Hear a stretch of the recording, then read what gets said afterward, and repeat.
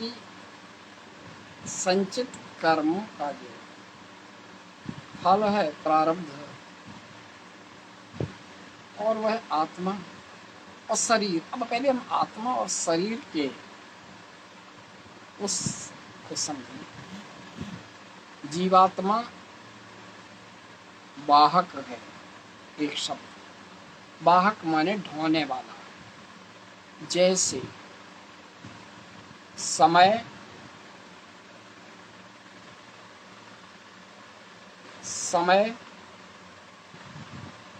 वाहक है, वायु वाहक है, तो उसी तरह जीवात्मा भी वाहक है, ढोता है। देखें, अब हम तीनों को एक साथ चलेंगे तो व्यतिक्रम हो जाएगा, एक एक चीज हो जाएगी। वह कैसे? क्या हवा ठंडी होती है? क्या गर्म होती है, लू होती है? क्या सुगंधित होती है कि दुर्गंधित होती है? चार रूप हमने बताए। वास्तव में वायु रूप रहित स्पर्शवान वायु, तो न वो ठंडी है और न गर्म है, न सुगंधित है, न दुर्गंधित है। जब कहीं पर अच्छे फूल पत्ती और इत्र है तो वायु उसको प्रवाह वहन करती है, ले जाती है, ढोती है, और जहां तक वो उसे ढो पाती है और ढोती है और अनुभूति कराती चलती है कि सुगंधित है। और आगे कहीं गंदगी पड़ी है, विष्ठा पड़ी है, दुर्गंधित चीज पड़ी, अब उसको वो उठाया करके वाहन करेगी, उसको जब लेके चलेगी, अरे बड़ी दुर्गंधित हवाई चल रही।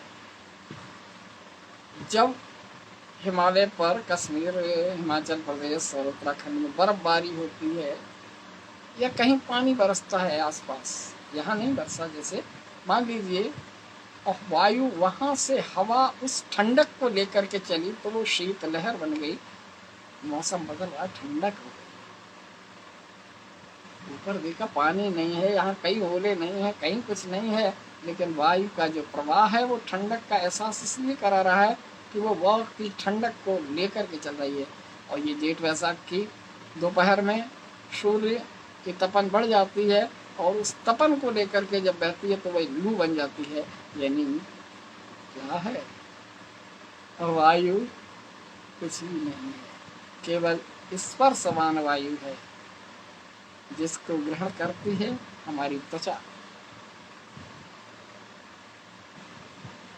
अब काल, समय, समय क्या अच्छा होता है, खराब होता है? अब लोग कहते ग्रह दशा, हाँ, ग्रहों की स्थिति जो बताई जाती है वो क्या है मालूम है? वो लेजर साइंस है। लेजर यानी ज्योतिर्विज्ञान। लेजर, हर चीज की अपनी लेजर पड़ती है। एक ग्रह है दूसरे ग्रह को, जो ग्रह प्रभावी होता है उसका असर ज्यादा होता है, दूसरे को उसी लेजर को काट देता है। एक दुर्घटना हुई, वो एक लोग मर गए, कुछ जख्मी हुए जो जीवन और बहुत ज्यादा गंभीर हालत में हैं और हॉस्पिटल में जिंदगी और मौत से जूझ रहे हैं, और कुछ मामूली चोट लगी, कोई तो बेघात बच गया। तो क्या है कि ग्रहों की जो लेजर है, यहाँ शुभ ग्रहों की लेजर ने अशुभ ग्रह की लेजर को काट दिया और प्रभावी रहा तो वह सुरक्षित रहा, और जिसकी अशुभ ग्रह की लेजर ने शुभ ग्रह की लेजर को काटा तो उसकी मौत हो गई। और इस तरह से ये ग्रहों का लेजर साइंस है, ये लाइट पड़ती है। वो चीज हमें इसलिए बताना पड़ा क्योंकि समय को हमें परिभाषित करना। एक पंडित जी के लड़के को सांप ने काट लिया, भीड़ लग गई, सांप को काट लिया, वहां भीड़ में एक सपेरा था, उसने उस सांप को पकड़ लिया। सांप कहता है नहीं, मेरा कोई दोष नहीं, मुझे प्रेरित किया गया। जैसे कोई गोली मार दे तो स्पष्ट है कि मेरा कोई दोष नहीं है, हमसे मरवाया गया, यही तो कहेंगे ना। तो किसने प्रेरित किया? सांप से कहा कि हे सर्प, तुम्हें किसने प्रेरित किया? कि मुझे यम ने प्रेरित किया। यानी ये यम निर्धारित करता है निमित्त को। निमित्त, सर्प निमित्त है। पंडित जी ने यम का आवाहन किया, यमराज प्रकट हुए, यम से पूछा आपने इन्हें सर्प को प्रेरित किया? कि हाँ, हमारा यही प्रक्रिया है, निमित्त का निर्धारण करना किसी भी घटना दुर्घटना के लिए। लेकिन मेरा भी कोई दोष नहीं है। अब यम कह रहे हैं कि मेरा कोई दोष नहीं है।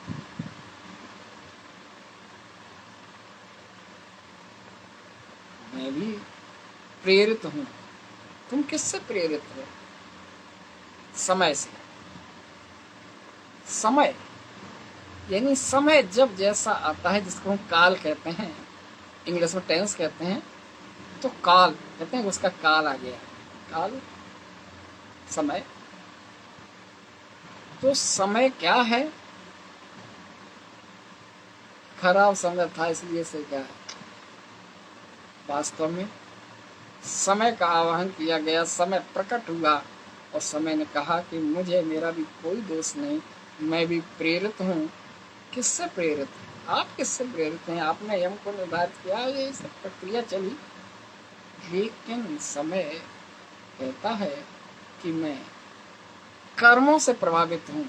हर व्यक्ति के अच्छे बुरे कर्मों के अनुसार, यानी वह उनके कर्मों का वहन करता है समय, इसलिए समय अच्छा और बुरा प्रतीत होता है।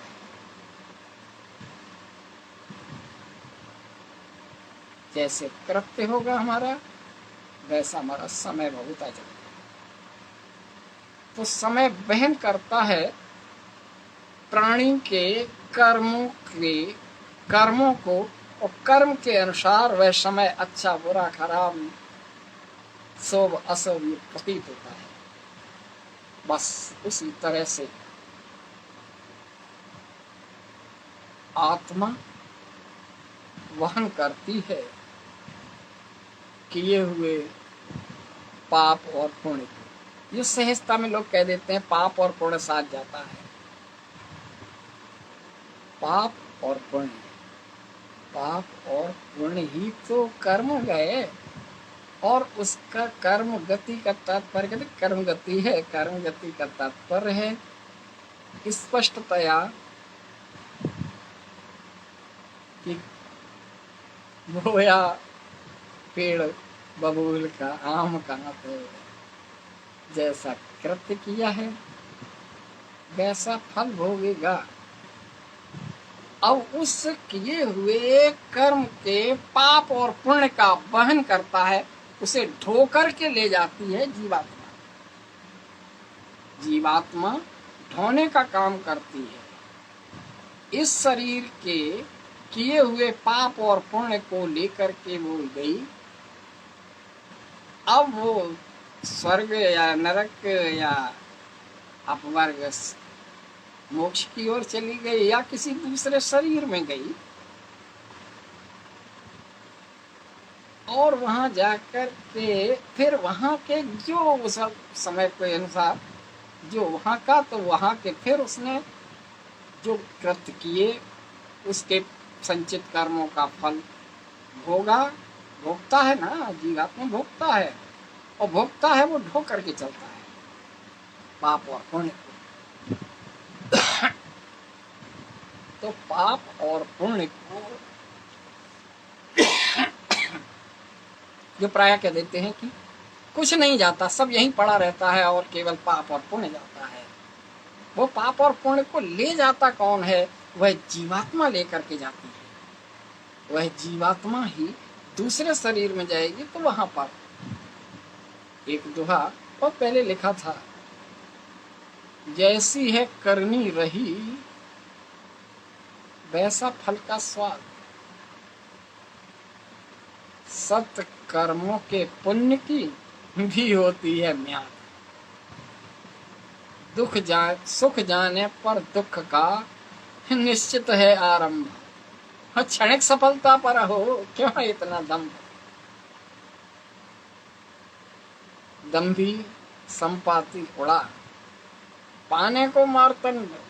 पर जरे पंख व्याकुल गिरा अपनाया भूखंड। उधर जटायु साध मन दम्भ रहित हरिदास। परहित पंख कटाए के पावा प्रभु आवास। अब देखें थोड़ी देर के लिए जीवात्मा परमात्मा, और जब वह परम पिता परमात्मा पूर्णावतार में आता है, ध्यान से समझना, परमात्मा पूर्णावतार राम के रूप में आए। राम के इसका हम बहुत कुछ रहस्य भी एपिसोड ये निरंतर डेली चलेगा। जब आए तो बाली का वध छिपके किया, सब जानते हैं। और मैं वेरी से बुरी प्यारा कवरनाथ हूँ मारा, छिपके मारा। अब इसका प्रारब्ध परमात्मा यानी पूर्णावतार है, और वे पूर्णावतार के भी प्रारब्ध का द्वापर में जब परिपूर्णतम 16 कलाओं से परिपूर्ण ब्रह्म परमात्मा है और वह उसे भोग रहा है द्वारिका में समुद्र के किनारे।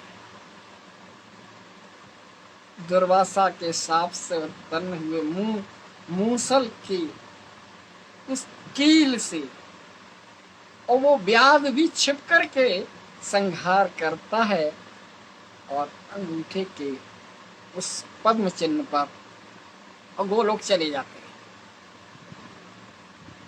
सभी मालूम है ये कथा में, तो स्पष्ट है। इस विषय पर अभी और भी चर्चा होगी, अब कल होगी। सर्वे भवन्तु सुखिनः, सर्वे सन्तु निरामया, सर्वे भद्राणि पश्यन्तु, मा कश्चित् दुःखभाग् भवेत्।